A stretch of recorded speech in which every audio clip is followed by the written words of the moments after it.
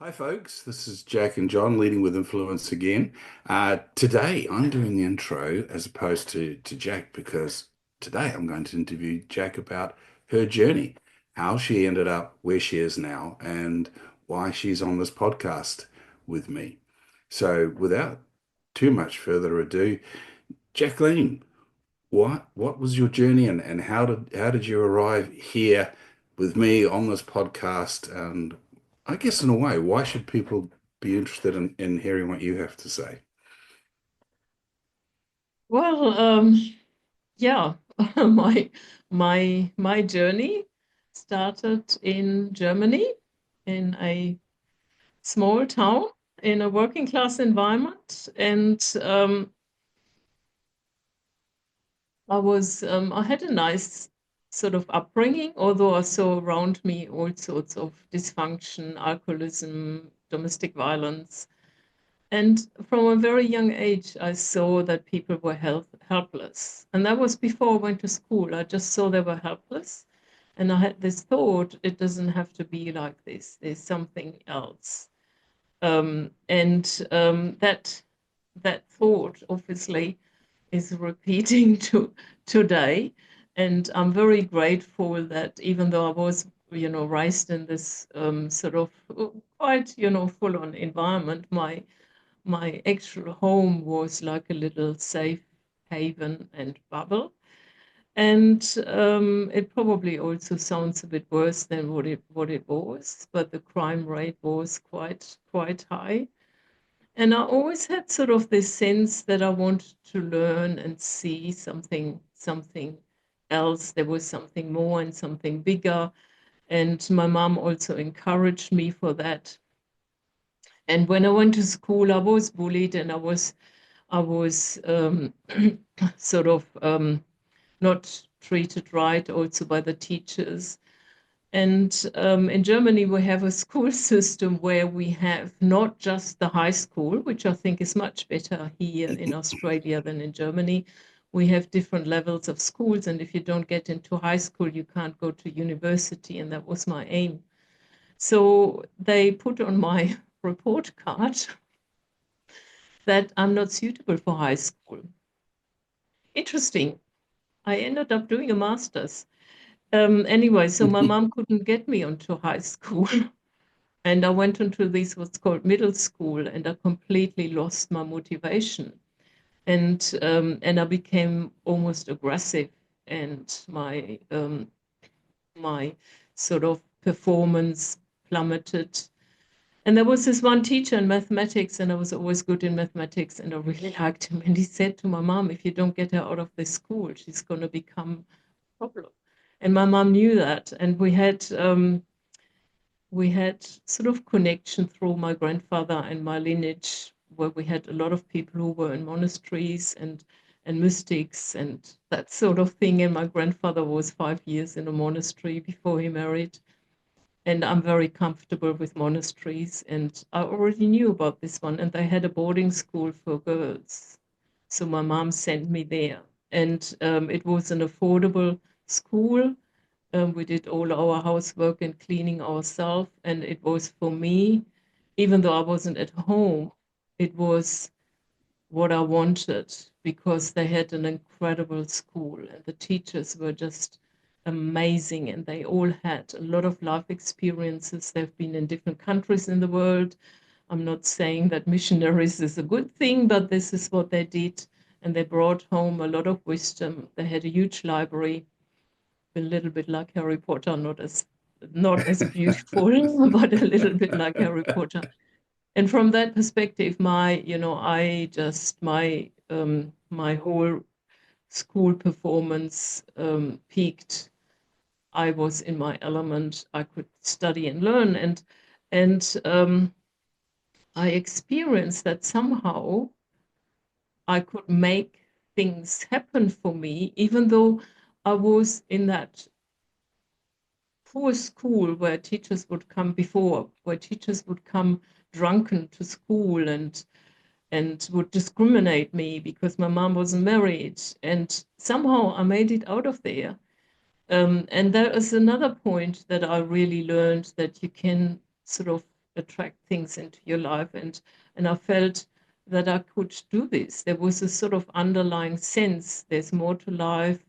I can sense we have more control and power, maybe more empowerment, and we don't have to be so helpless. And that seems to be a thread through my life. And when I was in that school, and I was also approached by a peer, I was still quite young, maybe 13, 14, and she wasn't doing well in math at all. And she said, Jacqueline, I'm not doing well.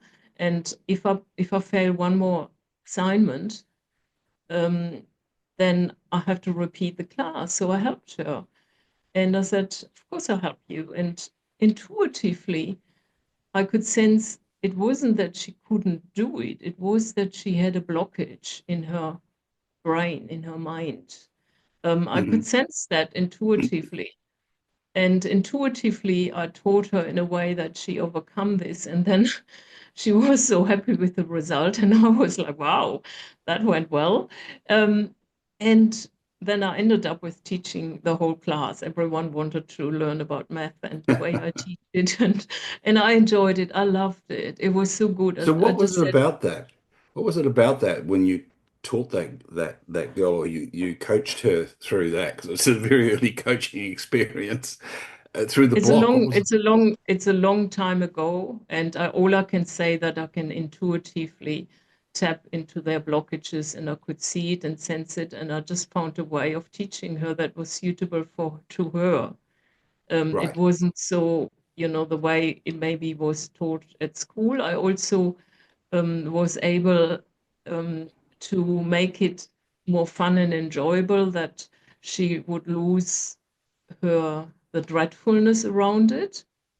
But I Uh-huh. think I really just, I just tapped into her, and I aligned with where she was. It's very hard to describe. And at the time, I didn't really realize it to that sort of more conscious degree. But also when I was teaching the whole class, it was just, it was my passion. I loved it. And I could explain anything and everything. And I was like the walking library, but in a way that suited them and in a way that helped them. And yeah, we had lots of fun. I really enjoyed it. And obviously that's sort of stayed with me. These were my early signs of, what some of my strengths are and what I'm destined to do. And I was always connected to there's a greater purpose in life. And hence I wanted to go to university because I thought this is going to open up different worlds. And I wasn't looking at it from a working perspective. I was looking for it from a wisdom perspective. And back in those days, I think universities still taught some wisdom that may have changed. Um, and um, and when I came to study physics, I kind of experienced a similar thing. Like I was, especially when we started quantum physics. I mean, doing a master's in physics, it's like 6 years of study, including a thesis. It's almost like a PhD. And I just loved it because the concepts in physics were so outrageous, and I loved it. And um, and and I think that's sort of another aspect of me, that I do very well with concepts, and I have sort of like an internal guidance system where I can see or sense, is this a truthful concept or not?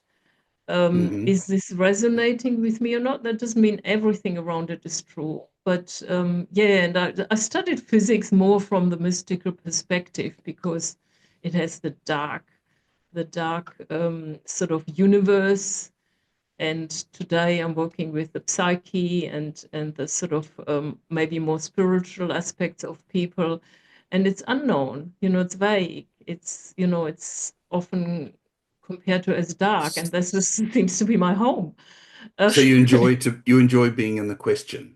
You're always in the question, always the possibility. There's more. There's something else, something unknown. That's you're yeah, very comfortable yeah. there.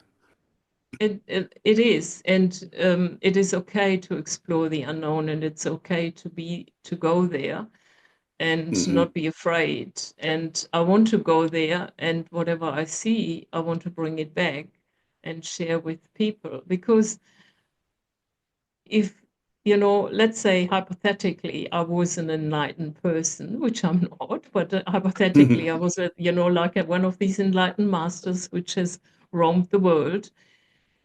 Um, and then I think, what's the point of being enlightened when everyone else is not? So for Yeah. me, it's, it's like, no, I want others to come Yeah. with me.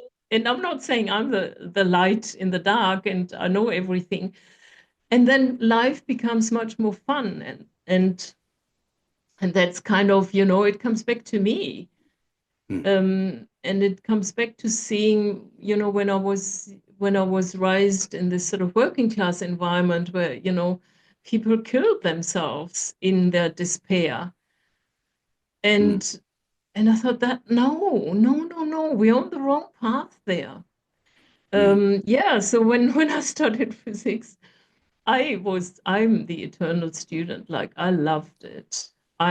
Libraries, that was just before the internet. I just learned the internet at the end of my studies. And everything that comes with studying, the partying and the studying and the libraries and the Now, interesting conversations around physics. somewhere in here, you managed to fit in a pretty successful swimming career too, isn't that true? Sorry, a You successful what? managed to fit in, yeah, a swimming career. You were a pretty successful swimmer. Yeah, but not for a very long time. Yes, I was. I was a very fast freestyler, and that's yeah. I mean, yeah. Thanks for reminding me because Because that's swimming takes a lot of discipline. It takes a lot of discipline to be good at swimming. You can have talent, but you've got to put the work in. that's right. And what that taught me also at a very young age, maybe 10 or 11, that taught me how to what it is like to be in flow. I had no idea what the hell that Hmm. is. When Right. I was swimming in a competition, it was a relay, and I was put last because I was able to catch up. But the gap was so large that no one expected me to actually catch up, and I did catch up. Mm. And I Yeah. and I had this energy flow into my body, and everyone was stunned, including myself, that I managed that. And that's also another point, it's always comes back to me sort of having some experiences that are not necessarily all logically explainable, having a sense there's something more, having a sense this is not how it's supposed to be, and digging deeper and going the mile to explore this. But the experience with my swimming was accidental. It just Mm. happened. And Mm. then it happened, a few times. And I've also recently written a chapter in a community book which was released last year, um, where I also talk about flow, being in Hmm. the flow, which is, being fully authentic who you are, being aware what's happening, having sort of this focus on a particular task, but not really attached to it, and things just flow. And it's quite visible with people who do sport, and I think that's where the term is coming from sport, but it can be introduced in every life aspect. Mm. And it's a beautiful way of operating because it costs a lot less energy. As a matter of fact, it frees up energy. Um, but often our mind then lets us pop out of flow. Most people, they're in and out of flow, but that's also okay. Yeah, so I So think that's you studied physics. You've got a master's in physics. And then what, Jacqueline? What was the next adventure for you? Well, as I said, for me, studying physics was a little bit unconventional. People say, "Yeah, what are you going to do with it?" And I said, "Oh, well, I studied physics because I studied physics." I at that time, I could have had probably any job in some sort of larger company because of the way we were taught physics and the critical thinking and the sort of analytics. And Hmm. um, and I had to think about also closely, am I going to stay there or am I going to, go somewhere else? And I was drawn that I need to experience somewhere else. I'm not the one the scientist who stays at university or that sort of thing. And I realized, no, I do want to go like out in the world. If you study at university, especially the sort of these science topics, the hierarchical system is quite hierarchical, and people Hmm. sit Hmm. in their little sort of cubicles and offices. And I thought, no, no, no, that's not for me. So another part of me came out that I wanted to more experience business and working with people. And on a detour, it got me to Australia. And yeah, having my daughter here in Australia, and then having my first job in software development in Australia. And that's also where I explored a whole new world for me. Hmm. But all these sort of these intuitive hints that I had, we can do more. We don't have to suffer that much. Things can be easier. Things can be more in a flow. And all of that I brought into the business world, and I really enjoyed teamwork as much as I enjoyed it at university, because you operate in a team. At least that's where I was. And when we did sort of testing phases, you have to work day and night. And it was the teamwork that really made it so much fun, even though it was very hard work when you do the testing phases. And you can't lose an hour because it's extremely expensive.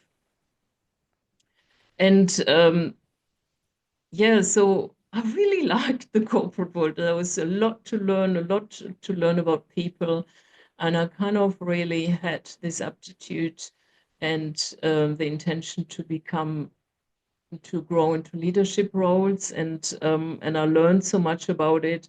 And again, I applied with the people there, with my team, and other people that I might have mentored, this intuitive approach that you can do more with less energy. You don't have to struggle so much. And maybe not everyone was suited for that, but most people responded really well.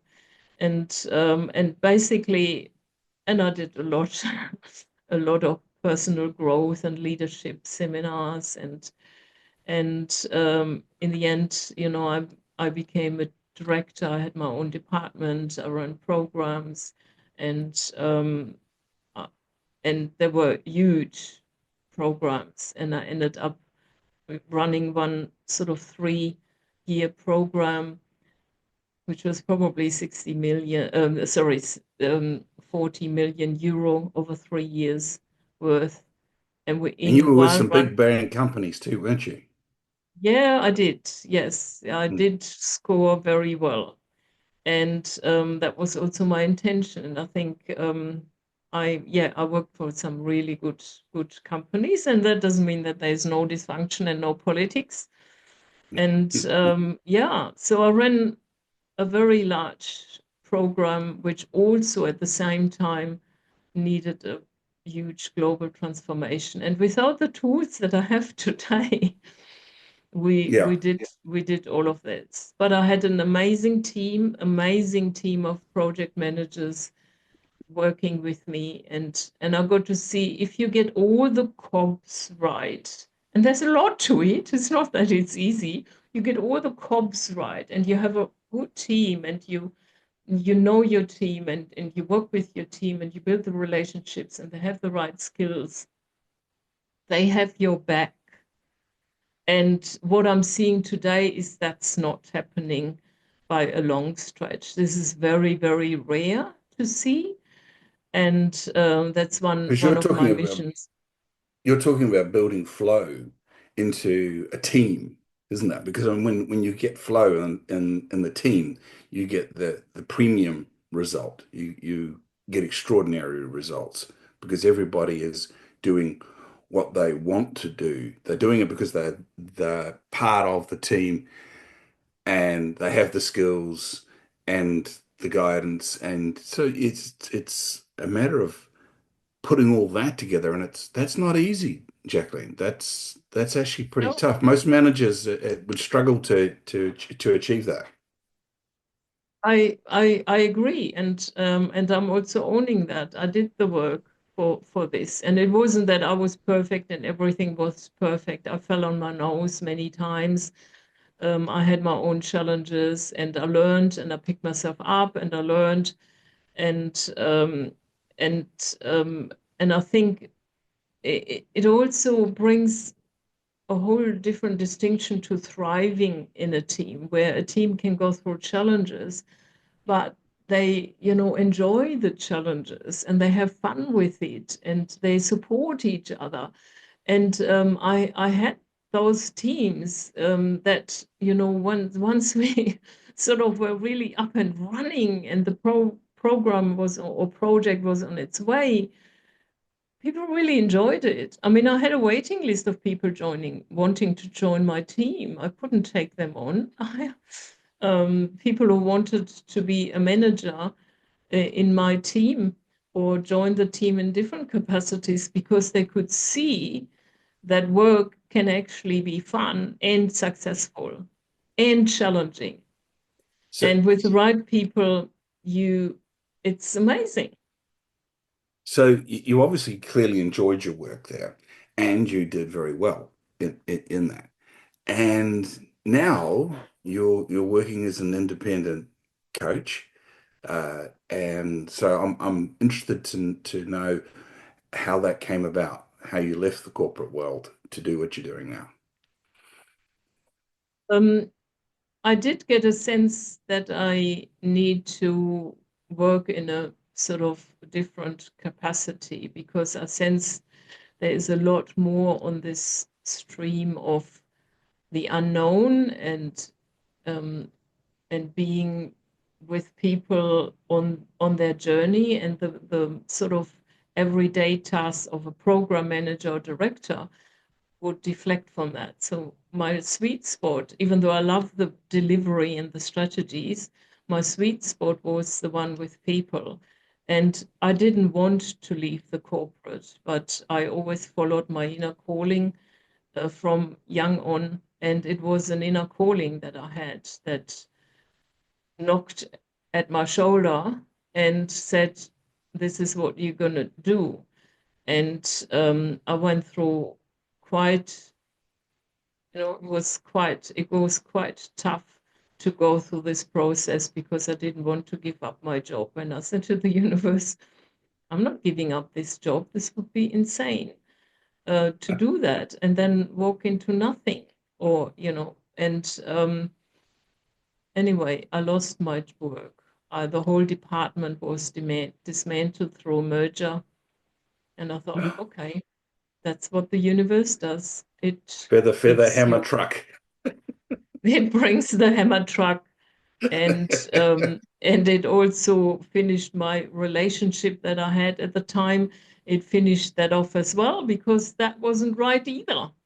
Mm, mm, Lucky everything else was right, and lucky I'm healthy. So I thought, okay, and lucky I got a payout. So I wasn't doing too bad, but I went through a huge change of my identity, and I didn't realize how much of my identity was attached to this role, and how I needed to let go of that. And that was really, really tough. mm. And really recreate myself. And I've done that. And that's really And important for your clients, isn't it, Jacqueline? Because it, many coaching clients come along and they are trying to recreate their life. something's happened in their life that they didn't plan, but the universe has had its way with them. And so that having gone through that journey of rebuilding yourself, you're that much better equipped to help and guide others, aren't you? Yeah, exactly. I know what that is like. I mean, I did the same thing when I came to Australia. I also gave up everything, but it was easier because I had Australia to look forward to. Um, it was easier. I was younger. I had sort of less at stake at that time. But yeah, it is, and people often see the success in others and see the glossy side and of things, and this is also often how it is presented on the platforms that we have these days. People see, oh, that someone has, become the business owner or entrepreneur, and then they're successful and have this great, great life, and this is how it's presented to them. But what's not presented is that they may have had 10 years leading into it. There's no Hmm. overnight success. And the people often also share that. They say there's no overnight success. You actually have to work very, very hard at it. And understanding that and not being sort of naive around, what it means to build your own business. And I'm not even the entrepreneur with a great team. It's just me at the moment. Yeah, so I understand this journey. I understand how daunting and challenging it can be, but it doesn't have to be in one big fell swoop. Also, it can. Some people go through a change, but they go through it in stages. And in a way, I also had some stages, and it's not necessarily that everyone who's looking for something else now has to give up their job. Oh my God, do I have to give up my job? No. Doesn't necessarily be have to be the case. But if it's not right, eventually, and you eventually, the universe will catch up with you You, if you're you, not in you, the right. yeah. Sorry? You touched on something earlier that your relationship at the time broke up, and you sit there now and go, well, and that wasn't right either. And this is the reality of change. Humans change, and you must be in this game for yourself. You must be looking after what you believe you should be doing. And if you don't follow those hints that the universe gives you, it does have a way of having its way. And sometimes the longer you ignore these niggles, the worse the outcome can be. So if you're feeling like you need a change, then it's time to talk to somebody or time to go exploring at least. Yeah? That's right. And also in regards to relationship, there's also, it depends on the context. If you are in a long-term relationship, you would have gone through many challenges. It doesn't mean that you leave your partner because it's hard. I also want to point that out. That's not always the case. In my case, I had then sort of changed so much that it wasn't right anymore. Mm. But there's also an aspect with relationships, and I have some of my clients, that want to be in a relationship, or they are, that I'm coaching them. There's a commitment and there's a growth within relationship, and it's not comfortable. And the ones that sustained it, they grew both together. Mm. That Mm. wasn't the case. That wasn't the case for me. And then the discrepancy becomes too big, and then leaving is the best next option. And I could Mm. see that. Yeah. I could see that coming up as well. And yeah. And so you went straight into your own coaching business at that point in time, did you, Jacqueline? And I mean, we met, Oh, how long ago did we meet? We met, oh goodness, must be 8 years ago or something like that. Back in, yeah, it's at least 5, 6 years, isn't it? Anyway, I met Yeah, you yeah, through Engenesis. it's around seven to eight years. And when I realized sort of what has happened, I did take some time out. I actually took a year out, and I needed to get used to this. I needed to learn to allow myself. And I was a long time a single mother. Then I worked in the corporate, and that has its challenges as well. I wasn't that I was burnt out or exhausted, um, but I needed to take a real break. And when I Hmm. realized that, I thought I was this swinging between, "Yay, I can take some time off. I don't have to go to work." And then, no, you can't do this, Jacqueline. You need to have income. And the thing is, I had a financial buffer, but even with that, that was my identity. So I had to let this go. I also did some traveling. I did a lot of inner journeying, and I started with archetypes, and I took my time, and I did various sort of maybe more spiritually inclined courses where I reflected on myself and really dug deep, and I had to learn to let go of that ego attachment with what I had, and this constant thinking. I come from a working class environment. We have to work. Mm, mm, Letting that go, um, mm, that I have to work. And then I think, and I remember I was watching a documentary on two super rich women who were living very different lives. And I found it very fascinating because neither of them had to work. And I'm like, is that even possible? And either of them, one was living in a castle and the other one, I mean, they had just everything you could think of, but they were very different personalities. That was around the documentary, was around that. And I just could not fathom that someone could live in this luxury with a chauffeur, with everything done for them, and live like this. It was like, I can't do this. I mean, anxiety was coming up straight away.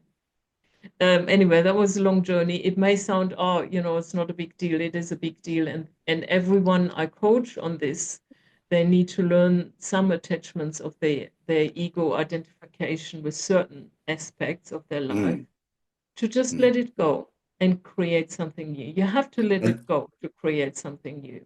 and those impressions that we form as children, and we make rules in our life about, like, I have to work, I have to do it, they are very, very deeply embedded, very Yeah, deeply very deeply. embedded. Yeah. And And it's and not, I also find coaches defend them too. They defend their stories. that's I that's have to, right. I I have mean, to do look it. at me. You know, I I have have to no have my money. money.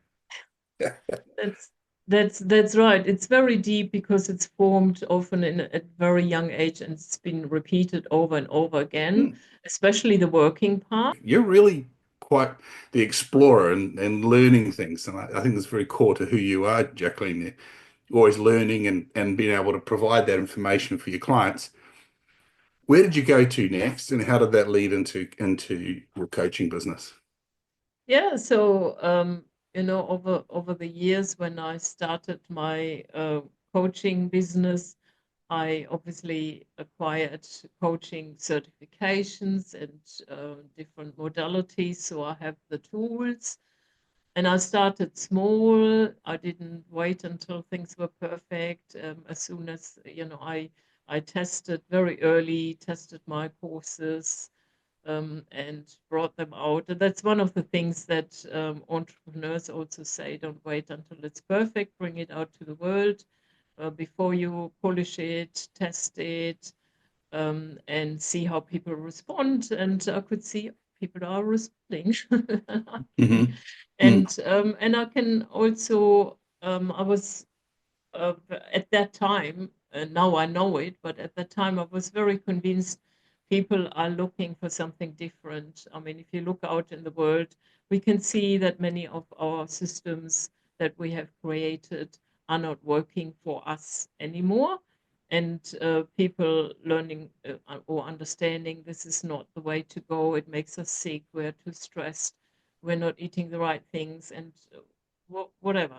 Uh, all our systems are we're seeing they're not really working anymore, and people are looking for something else, and that's what I sort of sensed. And people are looking to connect to the purpose, and I always pretty much from a little child on, in some form, always followed my intuitive guidance, and I was always connected to a purpose here in life.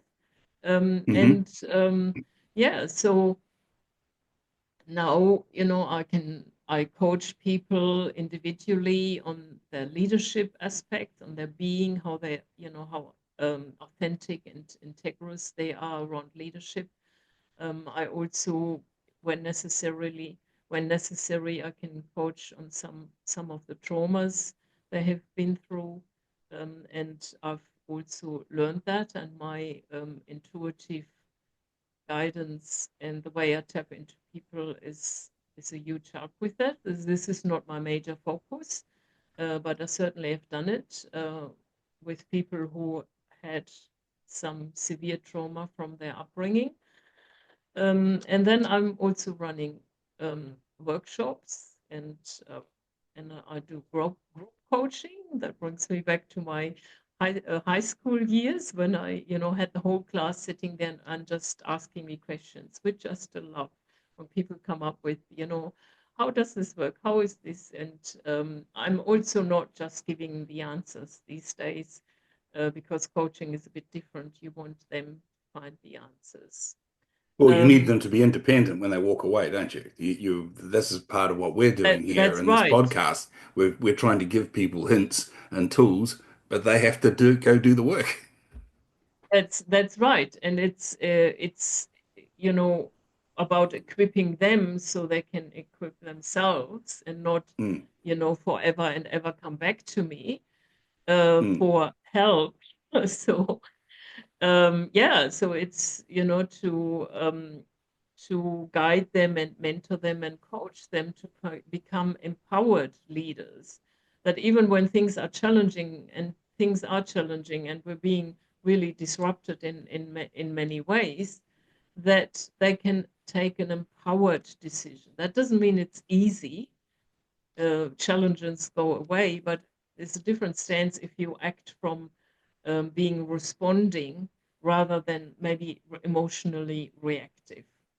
Yeah, because And reacting is the repeat of the previous action, reaction. that's right. That very good. Yeah, yeah. And I like That's also saying that re responding requires pondering. yeah, Ponder to think if you can get that gap, then you can start changing your life. yeah. And you can be responsive in the moment. The more you become sort of gain some mastery around it, you Mm. can you just get that in the moment, and it's still certain feelings need to be processed, but that it can be processed very very fast rather than suppressed. Yeah. I mean, the more you become who you need to have what you want out of from the universe, then the more the actions become natural.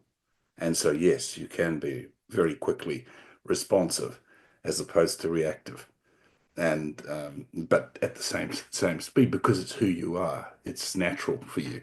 You've changed your stars if you want. I love that. I love the A Knight's Tale, starring Heath Ledger, where he's a Thatcher, son of a Thatcher, and he becomes a knight. And it's a bit of a corny tale and all the rest of it, but he decided that no, he was going to change his stars, and he went about and did it. And that's the piece of first decision somebody has to make, isn't it, Jacqueline? Yep, that's right, that And they want to take their life in their hands, and with whatever cards are dealt to you, they're not always the best cards. you can still win the game, apparently. And that's well, Um, no, that's that not apparently. You are. I mean, this is the thing that's apparent. Listen to your story is that you've always taken responsibility for who you're being and how that your outcomes, and you've never allowed that brick to sit on your shoulders and say, "Oh, well, I know it's unfair, but now I can't do it." No, you've looked for the next way out, and that's one of the reasons why I love working with you on this podcast. And one of the things we're trying to bring here is that idea that you ain't dead yet. You can change your stars if you want, and your whole story here today has been about changing your stars as you go along, taking time out, thinking about it, finding a different way, and having the courage to bring yourself to the job that's at hand. yeah, So congratulations on that, and thank you so much for sharing that. Is there anything more that we need to know here? I think I was able to cover my story really well.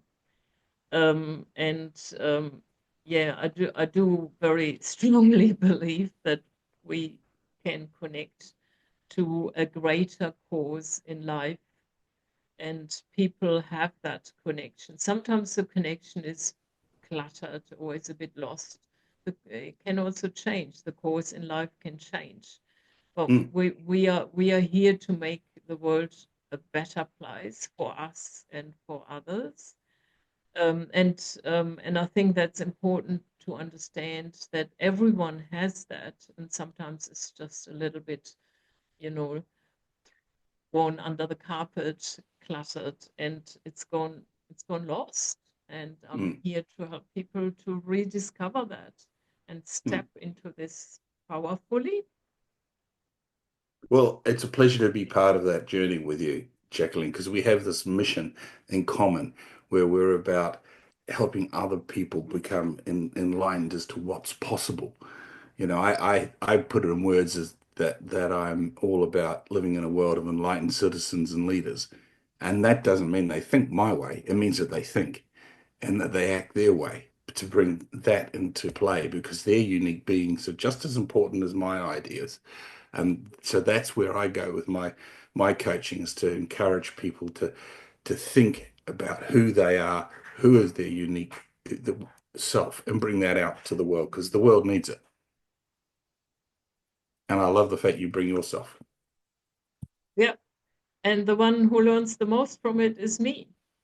While I think, I want to make a difference, in essence, nobody needs me as such, but we do support all each other. Um, and that's my path. So thank you everybody for listening to today. If you want to get in touch with Jacqueline, you think she's the person that you want to work with and help you find your way out of the position that you're in now, then get in touch.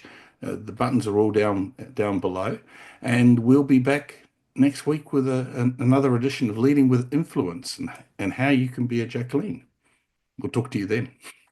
Right, yeah. Talk to you next week.